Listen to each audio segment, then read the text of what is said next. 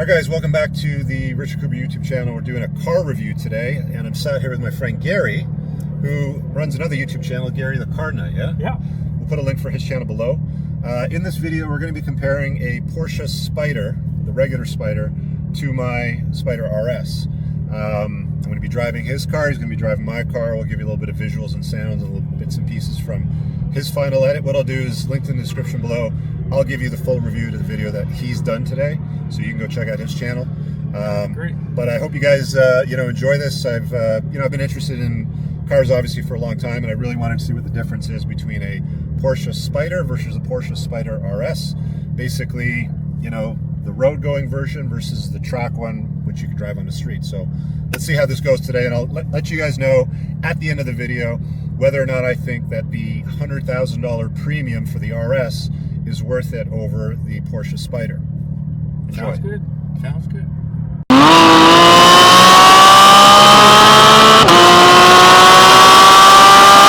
It's interesting that the people didn't hear us coming. No, they'll hear with the RS. They will.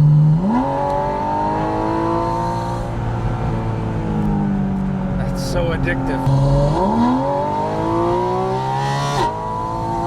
Wow, that's unreal. I mean, if you like a crazy girlfriend, get the RS. Which Porsche is best for you, the 718 Spyder or the Spyder RS? So get this, we're not journalists, we're owners. I've owned my Porsche 718 Spyder since November of 2020. I bought it brand new. Rich? I got this one used from Alberta. I think I've had it for about 3 years now. So this isn't a manual versus PDK automatic debate. This is about two cars that both have the same transmission philosophy, but two very different engines. Now, Rich and I have both done road trips in these cars. We've sat in traffic, we've paid the bills, we've replaced tires, we've done track days, and we've had those maintenance bills. In this video, we're going to be comparing the costs, the sounds that these cars make, the excitement they generate by driving them when we swap cars a little bit later on in the video, but we'll also be talking about the specs, the day-to-day livability. We're also going to be comparing those very controversial tops. So today, no press fleets, no PR spin, just two actual Porsche Spyder owners comparing the Spyder to the Spyder RS. So by the end of this video, you'll know exactly which Spyder would be best for you, and hopefully I know which Spyder also will be best for me and for Rich. Yeah, we'll figure it out. All right, well, let's start with a visual comparison on the differences that distinguish the Porsche Spyder to the Porsche Spyder RS. This is essentially a GT4 from the belt line down. Just no top, obviously, with the Boxster version or the RS version of the Spyder. There's a little bit more in the way of aero in the front. You can see plastic bits and pieces over here, a little bit different. The lip is a little bit smaller on the Spyder versus the RS. Looks like these grills are nearly identical. Along with this, we have venting over here. Got NACA ducts, got pressure release ducts over here over the wheel well. The wheels and tires are exactly the same size. I was actually interested to notice that, 245s, same thing on the RS. These normally come with cup style tires from Porsche. I swapped them out for the Pilot Sport 4S's, just because I do a lot of road trips and rallies, so I didn't really need the extra grip. These are extremely lightweight. I don't know what the difference is in weight between the two, but these are supposed to be a little bit lighter. Coming down the side, you have a little bit of a pressure relief area over here, which the Spyder doesn't have. This is kind of like a la GT3 RS sort of build. A little bit of carbon fiber over here. You'll notice the intake for the engine and cooling. It's got a slightly larger intake portion versus the Spyder over here. Of course, have the very loud induction, which you'll hear on this video, which is literally just over your shoulder. And that is what draws air into the engine. The Spyder, I'm sure, probably takes it in from one of these intake areas over here. And then coming around to the back, the ducktail on the RS is significantly bigger than this one. And if I'm not mistaken, this one pops up on the Spyder? Yeah, it does. Yeah, okay. And then just coming around to the back, I know that the muffler section is nearly identical, but it does look like the diffuser is almost the same, if I'm not mistaken. They look about the same size. It's almost the same diffuser from my angle. And that's about the biggest differences that you'll get between the two cars visually front to back. Do you have front axle lift? I do not, and I've never ever thought that I've ever needed it. So you could save your money and not order that piece. All right, so let's talk about the interiors of these two beasts. So the interiors are very, very similar between them. The biggest difference, of course, are the carbon buckets that Rich has in his car, which were available on my car. I'm quite a bit older than Rich, and I need lumbar support and some other support with the car. So I went with the comfy seats, or the couch seats that some people might call it. They're the 18 ways. Biggest disappointment with the 18 ways is they have no memory function in them, which they definitely should have, in my opinion. But they work great. I can position the side bolsters at the bottom of the seat and the back of the seat pretty well for track days. I don't find that I don't move around that much during track days, so I'm pleased with that.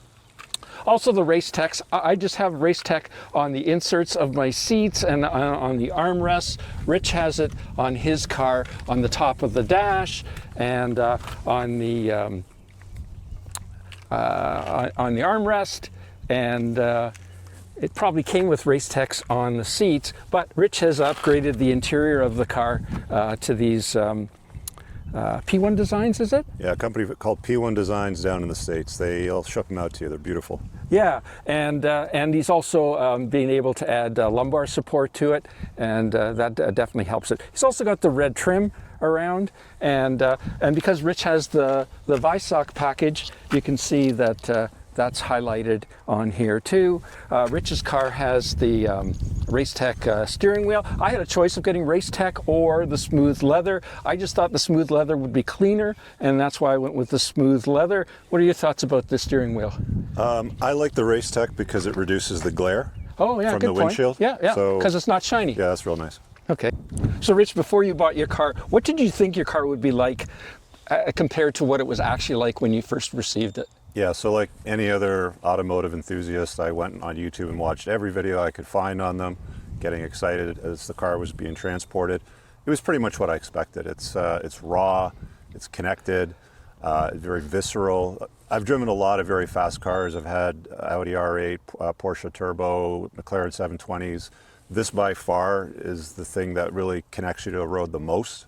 I love road style, like rally trips. I'm not much of a track monkey. I've done some track days, but for the roads and the twisties, like Tail of the Dragon, the Blue Ridge Parkway, Back of the Dragon, stuff like that, those really nice roads in the Appalachians in the States. I don't think there's any other car that I'd rather be driving on those roads than the Spyder RS. I did a video on my channel. I talked about how I thought it was probably the best road trip car in the world. And there's nothing I've driven that I would say is better than this at this time. What's the name of your channel, Rich? Entrepreneurs in Cars is the main one, but I have my personal car channel now called just Richard Cooper. Okay, great. We'll put links to that in the description down below. Thanks. Sounds great. So after you've owned the car, and you've owned the car now for a few years, after you owned the car for a while, what surprised you most, or what changed from your initial opinion of the car and maybe those reviews that you read or saw ahead of time? Yeah, the induction sound. The intake sound of the induction is a lot louder than what I thought it would be. In a good way or in a bad way? I mean, it's good for short-term use, but if you're doing a 5-day rally, it gets a little much. I put sound deadening foam when the top's up, behind me to sort of mute the sound a little bit, podcast type of foam. I wear earplugs a lot of the times. I like the headset, Rich. We'll see how it goes, right? From driving for an hour or so on end, bouncing it off the red line, ripping like really nice roads.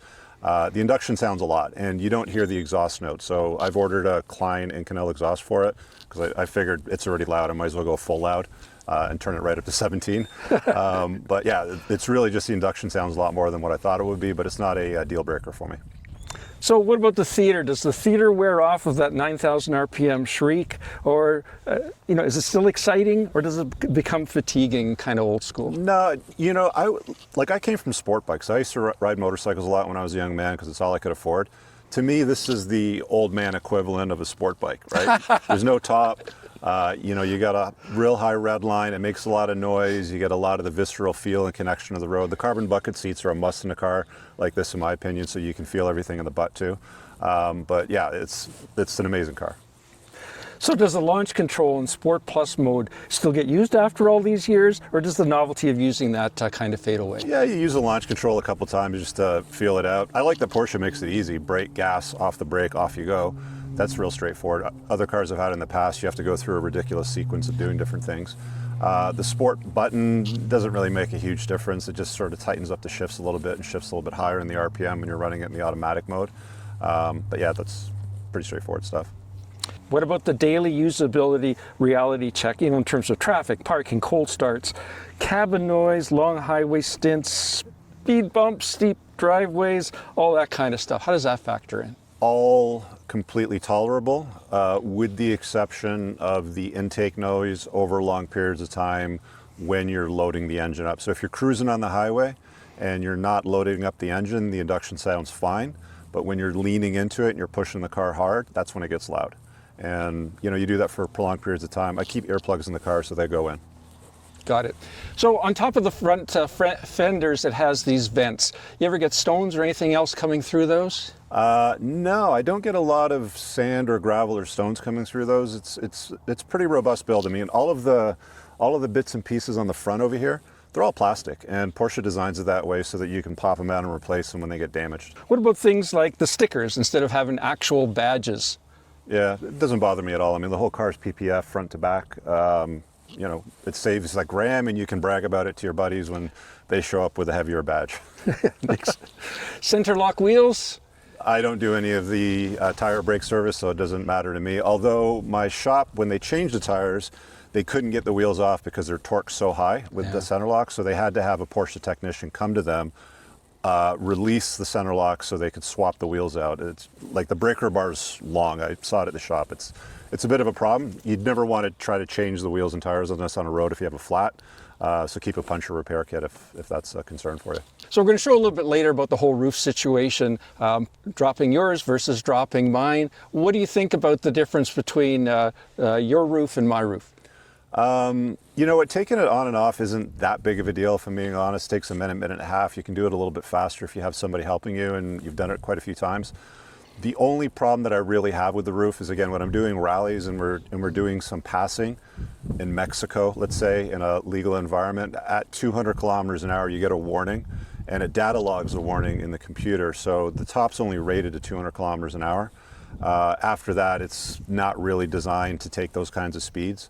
With the top down, you can do whatever you want, but with the top up, it's kind of limiting, and it's kind of annoying because when you kind of get into driving in a zone with your friends on a rally and you're doing some passing, you tend to get up to some speeds in a legal environment. I don't do it in an illegal environment. I'm just going to state that. Who would? Who would? But yeah, it's a problem because the top's basically a t-shirt. It doesn't do much, if I'm being honest. There's no sound insulation. It is waterproof. It is not waterproof in a car wash. Ask me how I know, but it does the job. So this car has some peculiar quirks, like, for example, that 2/3 of the 3 gauges, 2/3 are analog and 1/3 is digital. Right. Does that ever throw you off, or is No, it just part of the package? No, I think it's a great gauge cluster. It's straightforward, it's simple, it's all I need. I don't really care about much aside from the speedometer and the temperatures, which are easily displayed, and you can toggle through other things like tire pressure and G meters. The G meter is the interesting one to me. I like seeing how high that'll get on the G-Force Max. So in my car, to start it, I have to insert a key and turn it. Yep. Do you have the same in yours? Exact same setup, yeah. And are you cool with that?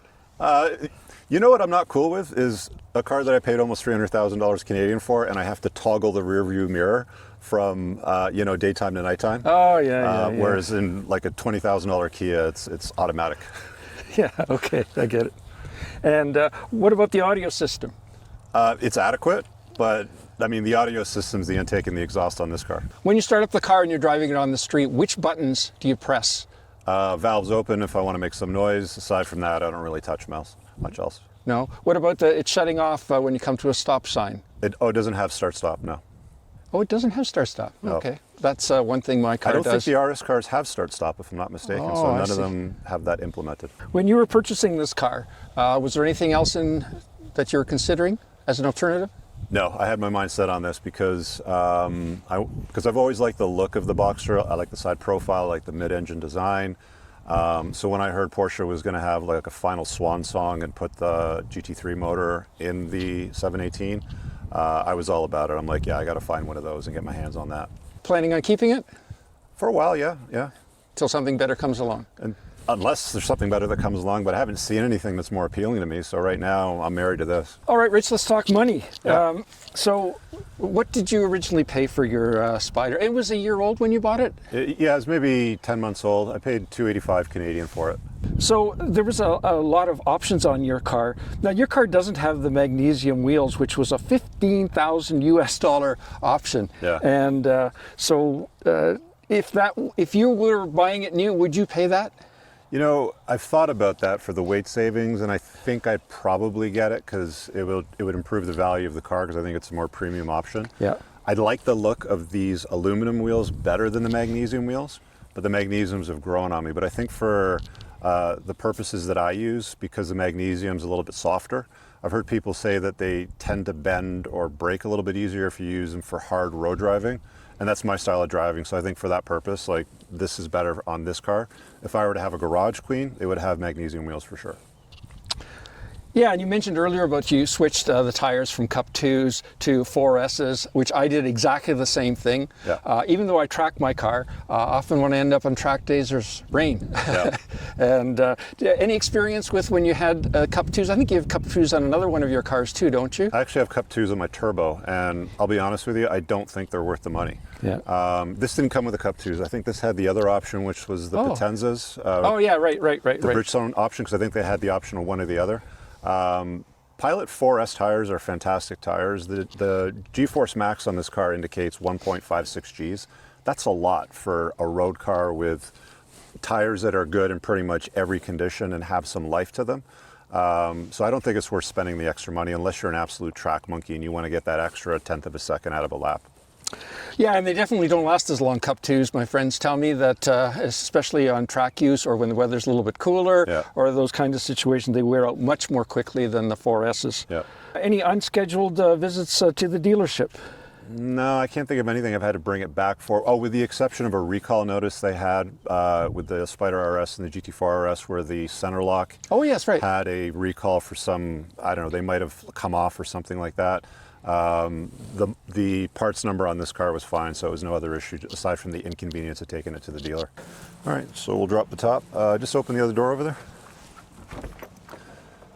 Give us a hand just by popping these. That there goes in a little holder. You see the little red clip right there. The front part. Oh, there you go. Okay, and now that that's done, we can pop this open.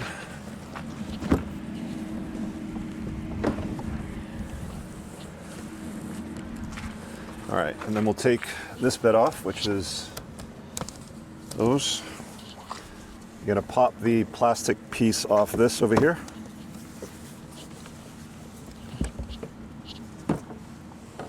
Just gently bring that in the middle. I got it, that's okay. And this goes inside here.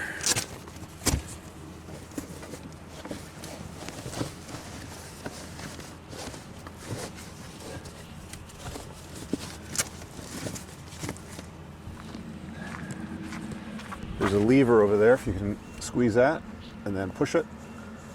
There you go. That releases the cable. And then we're going to take this and then roll it up like a burrito. And you can just leave that there.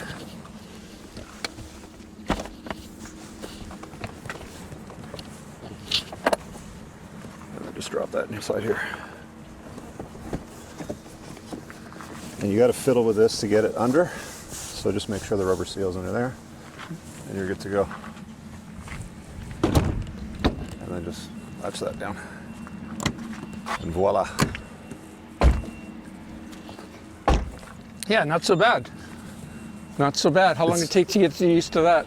I mean, the first time was I had to watch a couple of YouTube videos. Yeah. But yeah, I mean, if you have help, it's pretty easy. You can get it done in about a minute, minute and a half. All right, let's go do the other one. So for this one, you just unlock it, hold it down, The windows come down. Oh, it's powered. Okay. Yep. And then you undo the tabs on this side. I'm gonna get that side. So you push it in, it'll pop out? Yeah, in the middle, you'll feel, no, just with your finger. You'll feel like a button in the middle, small button. You feel that? Ah, okay. Yeah, push that in and push the whole thing in and pull it out. And then it clips into there. Yeah, the metallic part goes down, the silver part goes down. Yeah. Okay, yeah. Okay. And then we lift it up. So you have to get out of the car to fold it down still? Oh yeah, for sure. Okay. And now, grab the other side. That's pretty easy. Same deal, you push it down. Are these powered or you put them down manually? No, you push them down manually. Okay. And that's it. Pretty straightforward. Yeah. A little bit faster.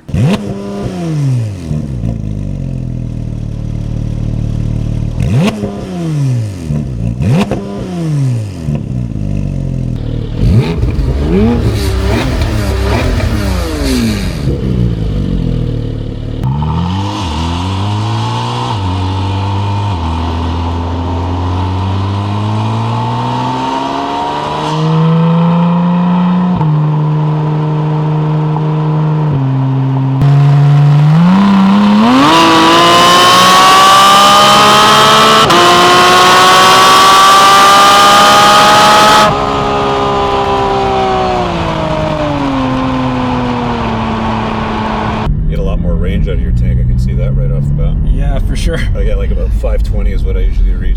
Well, I think the difference is my car averages 21 miles per gallon, yours is 16. That's a big difference. Yeah, when I'm driving, it's probably closer to 8. 10.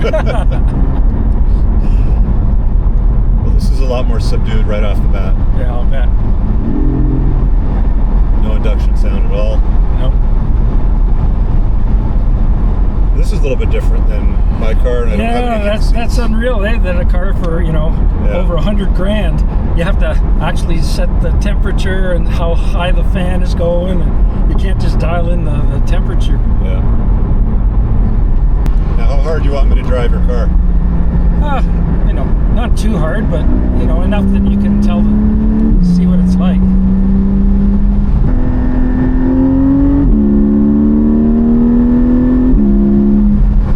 Engine sounds nice. I wasn't expecting it to sound that good.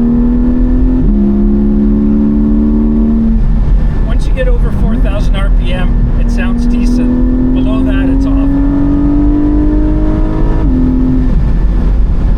Certainly it doesn't pull as hard. No, Notice no. a big difference in the power when you drive mine. Yeah, no good. Big difference.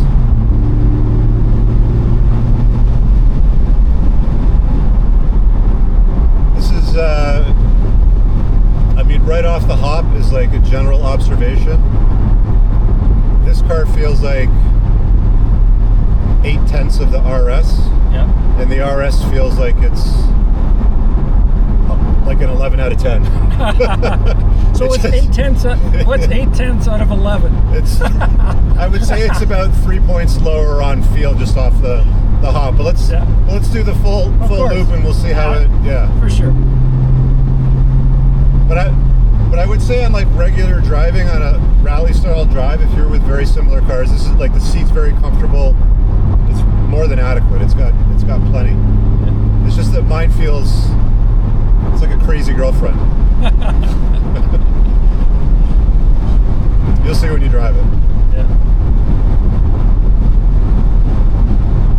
But it must feel very familiar in terms of the ergonomics. Yeah, it doesn't have the race tech on the wheel. Right. Paddles feel similar. Yeah. The seating feels higher than my car though. And that's interesting because with the carbon buckets that I have, I put the inserts in. Yeah. And the inserts are thicker memory foam. Yeah. So I sit about probably half an inch higher than the stock foam that came with them. Yeah. But I feel like I'm sitting about an extra inch higher in this car versus the carbon buckets in mine. So I would say the carbon buckets lower your Even more. seating quite a bit, by probably about an inch and a half. Here I feel like I'm more on the car. Yeah. Mine feels like I'm in it, Got it. like you're wearing it. Yeah. Actually, my experience with carbon buckets and other people's cars, GT3 RS and Carrera T,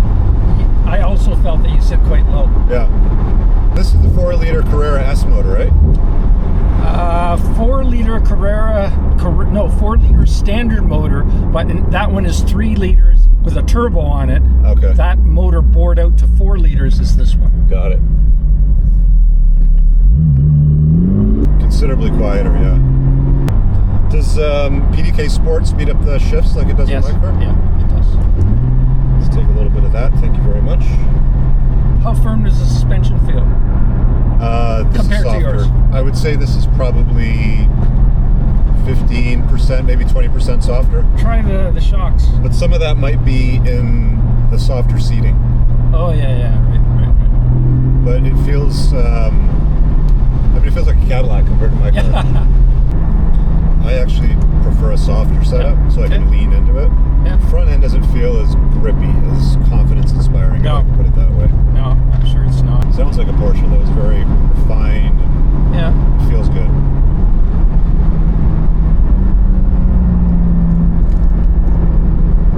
I wish it made a little bit more noise.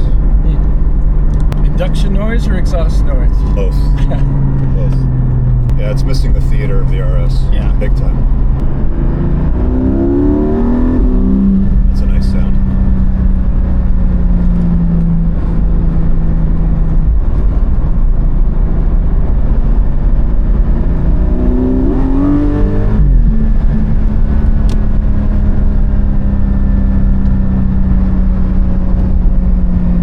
Do you ever use a shifter or just mostly the I pedals? have, just to, pretend like you're driving a manual, but I prefer keeping my hands at 9 and 3 and Yeah. paddling it. I like locking it in gear so you get that induction pull. Yeah. I don't get much of a burble from this car. No.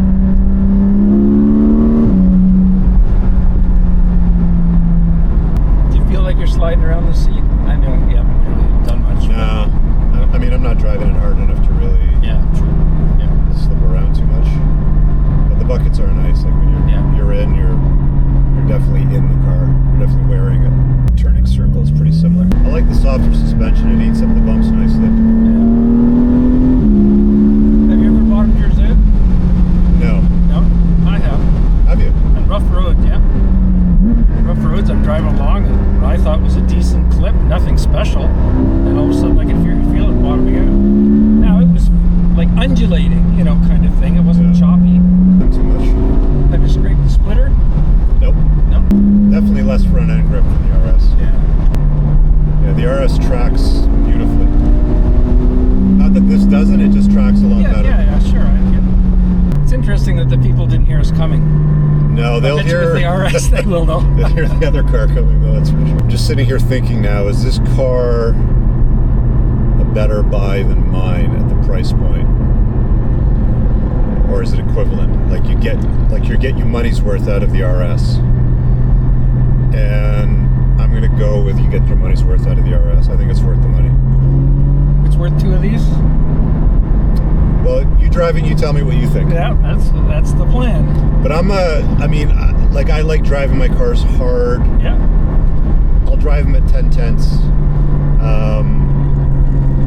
I like finding the limits. I always leave the stability and traction and everything on. Yeah. But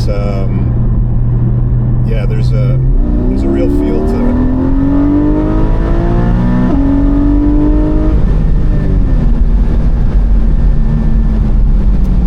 Yeah, there's more of a rawness to it that I think's worth the extra 100 grand.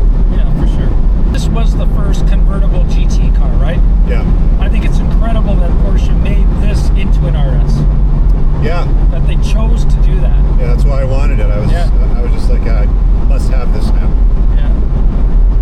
I'd really be interested to see what this car drives like with the demand treatment. Yeah, for sure. If it's like how much it livens it up, but it's a very nice driver. It's clearly a Porsche. It's very smooth. It's got a nice induction sound. I just wish it had more volume to it. Yeah, I was having so much fun. I missed my turn. Yeah, so that's right. That tells you something right there. I mean, how bad could the car be? It's great. Yeah. It's fantastic. You never have a bad day behind the wheel of a Porsche.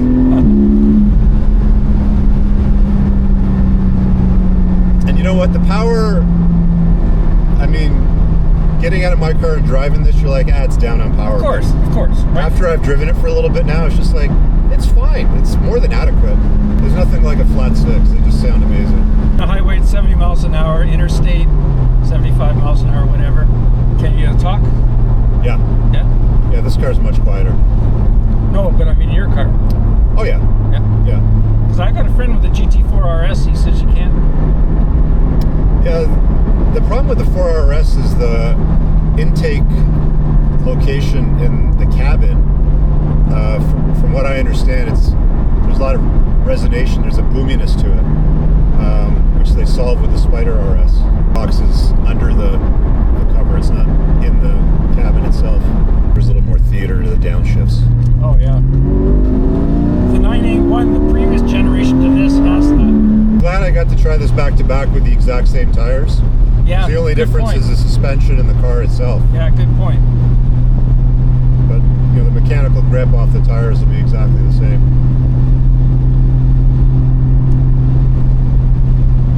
Yeah, if I had to, if I was at the dealer driving these back to back, I have the means, so I would spend the extra money. But I think for somebody that didn't want to spend an extra $100,000, you'd be more than happy with this car. Yeah. And it depends how you're going to use it, right? Sure, yeah. Makes a big difference. Do you shift with the paddles, or do you use this thing? I rarely shift, to be honest. I let the car do it. Okay. Most of the time. But when I do shift with the paddles. Yes. Porsche's in the 60s, and he got one of the first PDKs in his turbo. I don't know, 2010 or something like that. And when I asked him about that, because he had lots of racing experience, Porsches and things like that, I said, "Do you manually shift your PDK?" He says, "No, it's way smarter than I am." Yeah. On the racetrack, I don't even shift the paddles. I let the I car just put it in sport mode and I let the car do it. Yeah. On the road, I prefer to do the shifting. Yeah, no, I get it.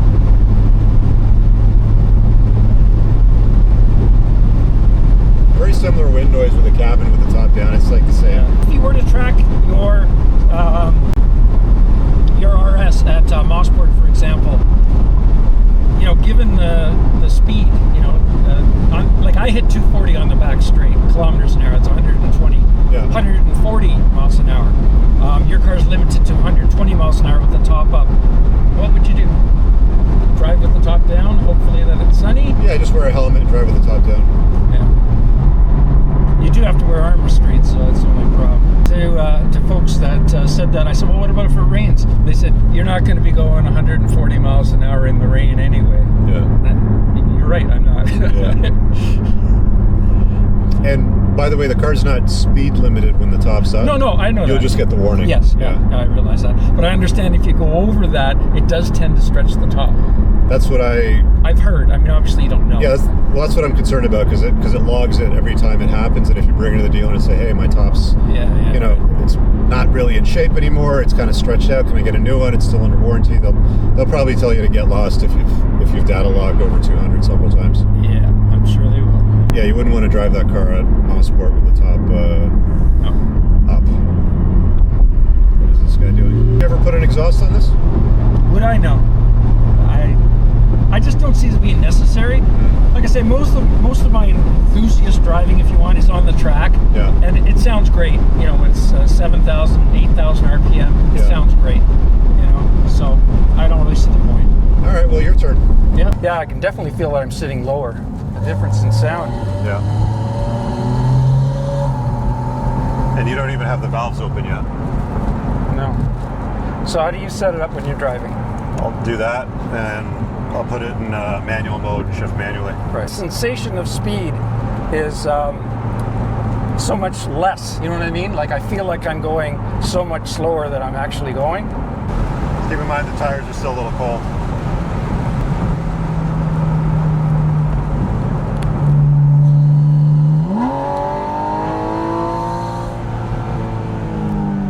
That's so addictive.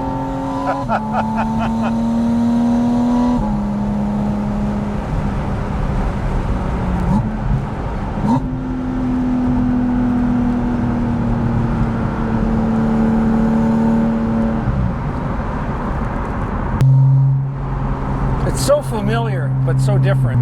I've never noticed that antenna line there before. You only Yeah. see it from the passenger seat. Yeah.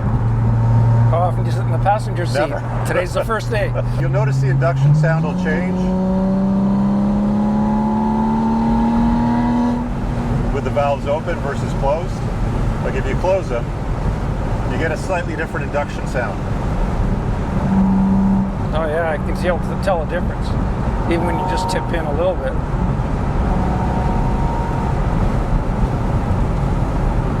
But I like being noisy. First impressions?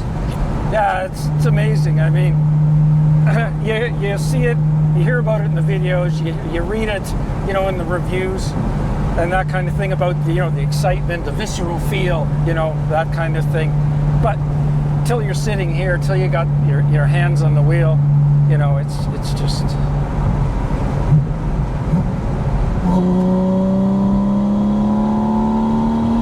Yeah, that's incredible. You're smiling a lot, Gary. I know. I'm just looking at my screen over here and I see a big smile on your face. Yeah. Well, you'd be dead if you didn't. Like.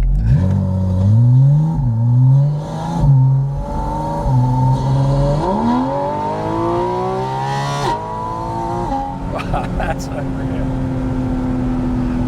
It just screams. Yeah.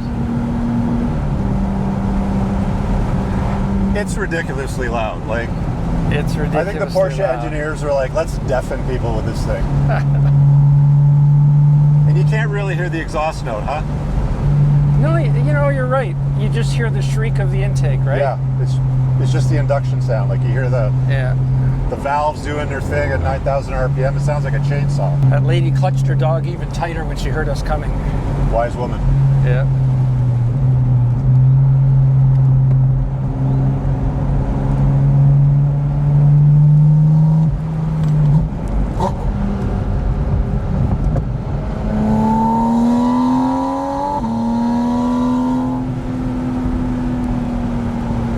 Yeah, that's unreal.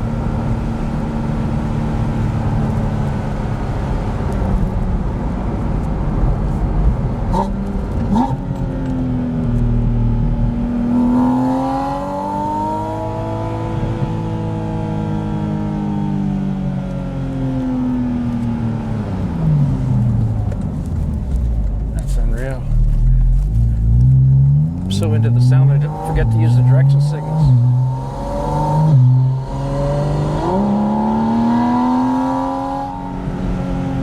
What do you think of the ride compared to the Spyder? It's definitely stiffer, right? It's stiffer, but not, It's not punishing. yeah, not punishing.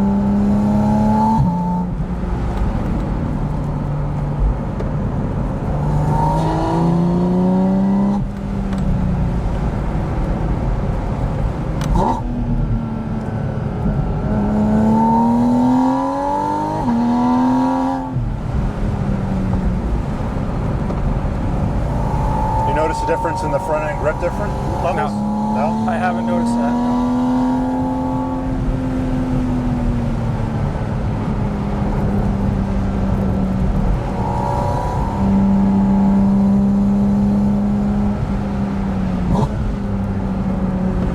So how does the sound compare to the McLaren you had? I mean, it's natural aspirated, right? Big difference. The McLaren isn't naturally aspirated? Twin turbo V8. Oh, I Lower. didn't know that. Lower red line too. I think it's about 7,500 or 8,000 maybe. It sounds amazing. Like the McLaren sounds fantastic. It's just, this is on another level. Yeah, for sure. You notice a difference in power? Oh yeah. That much? Yeah. It's unreal.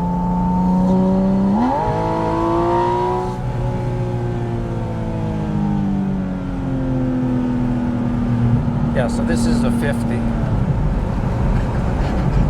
We're running ways. I'm keeping an eye out for you. Plus it's a Tuesday. Yeah. Plus there's no PP station just back there. Yeah, they're not worried about us. There's a reason why I said let's meet during the week. Yeah, no, and that was a wise choice. Yeah, I can see why you shift it manually though most of the time. Because Yeah. I'm not shifting it manually right now and you can see the difference. Yeah. You know, that's for sure. Yeah, lock it in manual. Give it a go.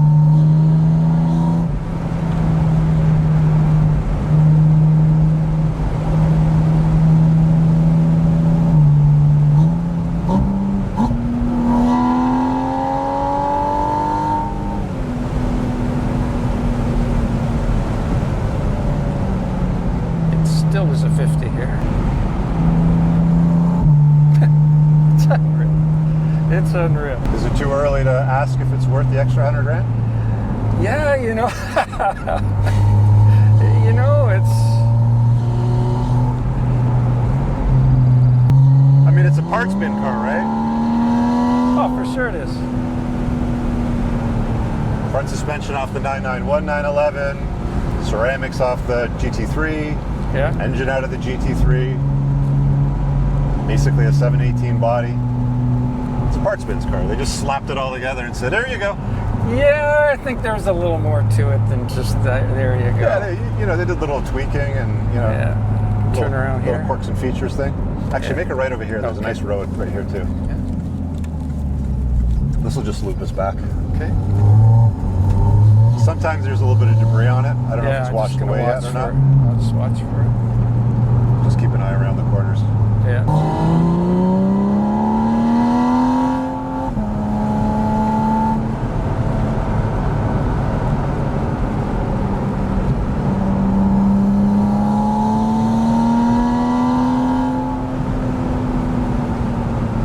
This is the 90 up here. Okay. 90-degree turn. Got it. You can go faster. You got more. You got more. You got more.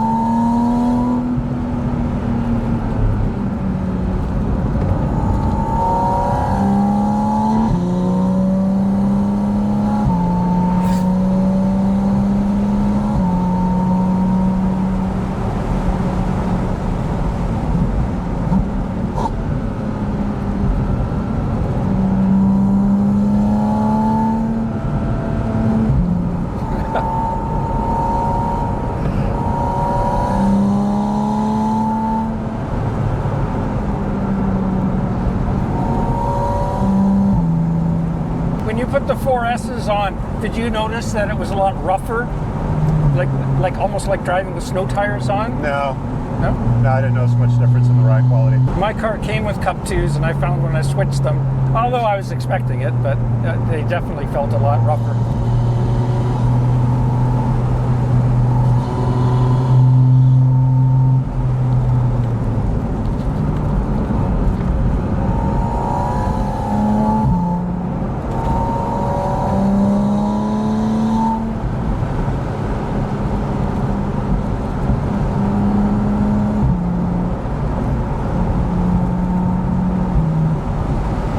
That's unreal. It's unreal. I so appreciate you giving me this opportunity. I really do. You know, love cars, love hanging out with car guys. It's been a fun day. Yeah, yeah. I thought it'd be for interesting to see what your opinion is, because you formed a very strong opinion based on numbers and Research. stats, but now you've Research. driven the car. Yeah. I'll be curious to hear your final verdict on that. Yeah. See if you've changed your mind or not. So before you bought this one, did you drive? Did you drive it? No, I bought it sight unseen. Yeah, but did you drive any RS? Not a bot. Not a Spyder No. RS. Yeah. I mean, I drove a GT3 and I've driven a GT3 RS, Yeah. but that's a different car. Yeah. Oh, for sure it is. This one to me is more clinical. It's more surgical, more lively.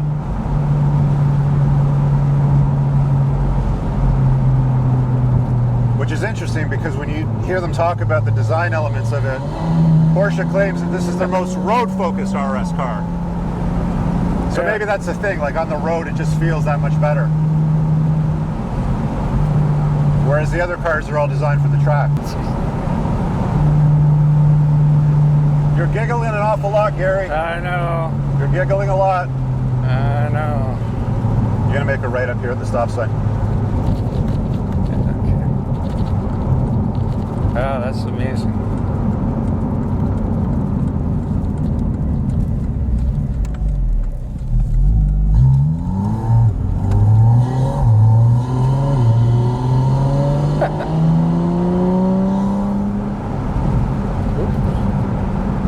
If you want to get a drive-by, this would be a good place to do it. Okay.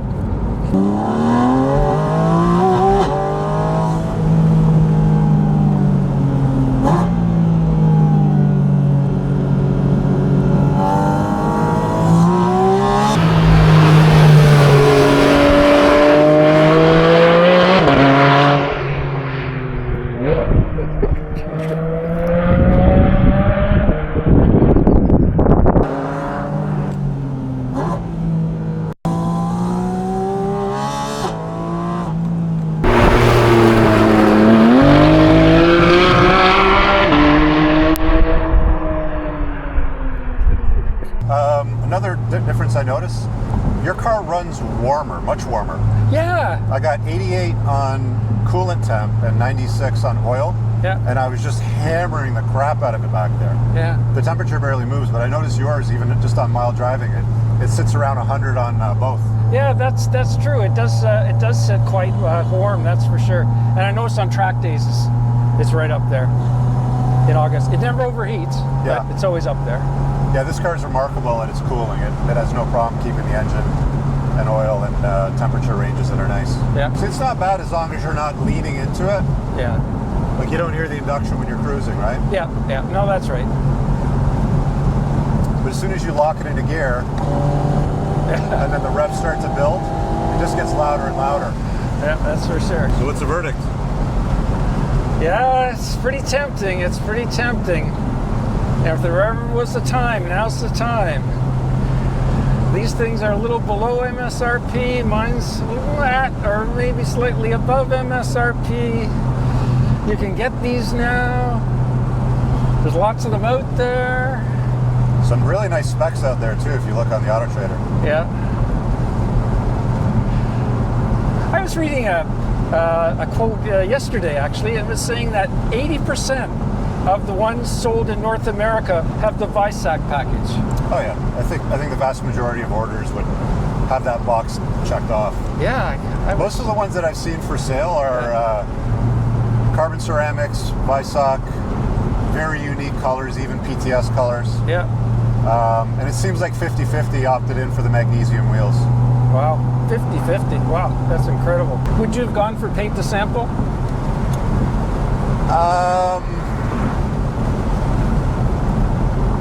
I don't think it's worth the extra money, to be Yeah. honest with you, because they have some really nice colors and Yeah. the regular lineup, even if it's a mild upgrade. Yeah. Like I love this gold on red, or the red on gold, sorry. I think it's a nice finish, and with these houndstooth inserts, Yeah. Yeah. They're nice. very Porsche authentic. It's customized, so it's comfortable. I like the padding. And it's fairly grippy. I've driven 6 days straight in this car and had no back issues whatsoever. What do you think is going to be the long term in terms of depreciation? I think these will Holding its probably value. depreciate a little bit more, it seems. Like, again, I paid $285 for it. These are worth $220 right now, roughly. Yeah. And you haven't seen the price on yours move that much. No. So if that trend continues, like, these will be an absolute bargain soon. Yeah. I don't know how much lower they're going to go, though. Like, it's a I personally think that it's an undervalued price point. Like, these should be selling for a lot more. When you consider it's basically a GT3 in a Boxster with a slightly less sophisticated suspension setup, and a GT3 is going to cost you $400,000, even for a used one on the market. Yeah. They're brutal. Like, this is half the price of a GT3, but it's not half the car. No way.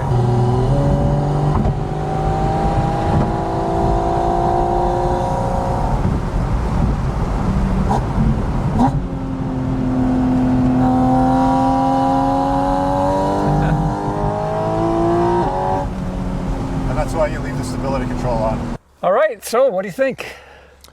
Well, I was expecting the cars to be a little bit closer in feel and drive and handling and power, but they were further apart than what I expected. Yeah.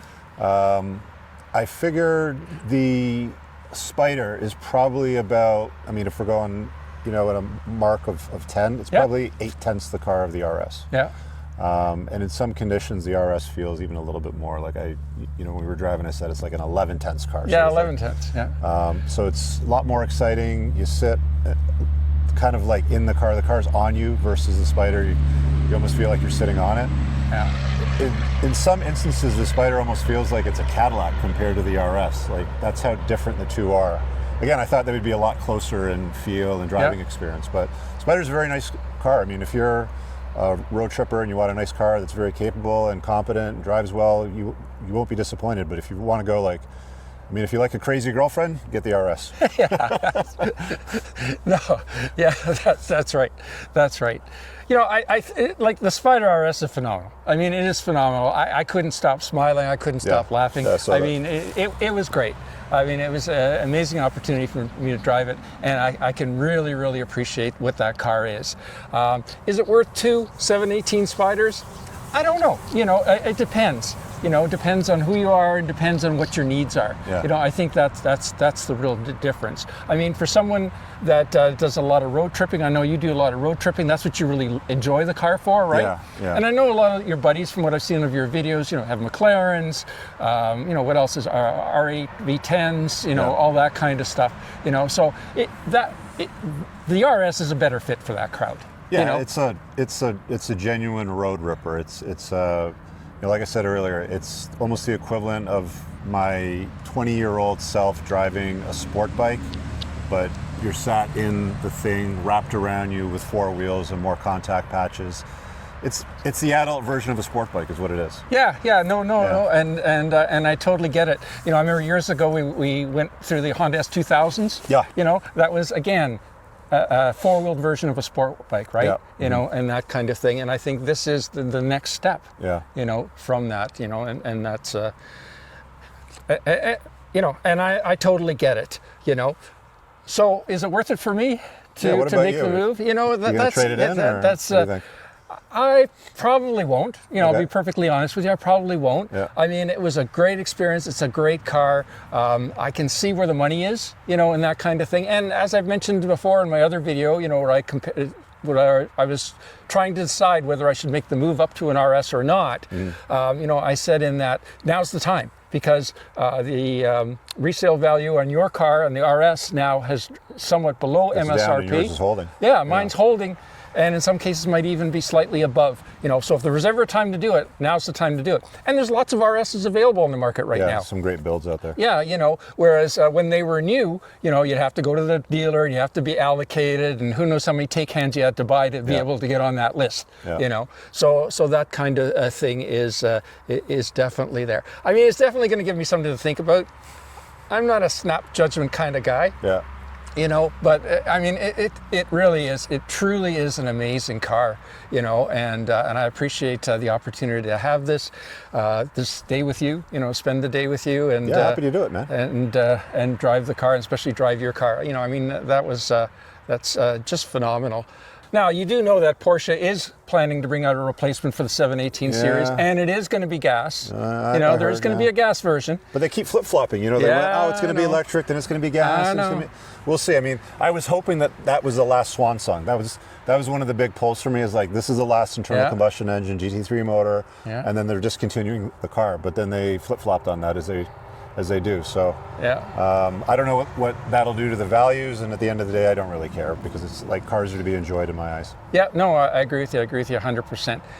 And if any of our, I appreciate if anybody would like to like and subscribe to my channel and to Rich's channel. We'll put links to Rich's channels down below, so you can find them very easily. And I'll put a link up over here to the video that I have, where I was going through my decision-making process between upgrading my Spyder and going to Spyder RS. But that was before I drove it. Right. So I have a whole lot more information now. So we'll see what happens. Cool.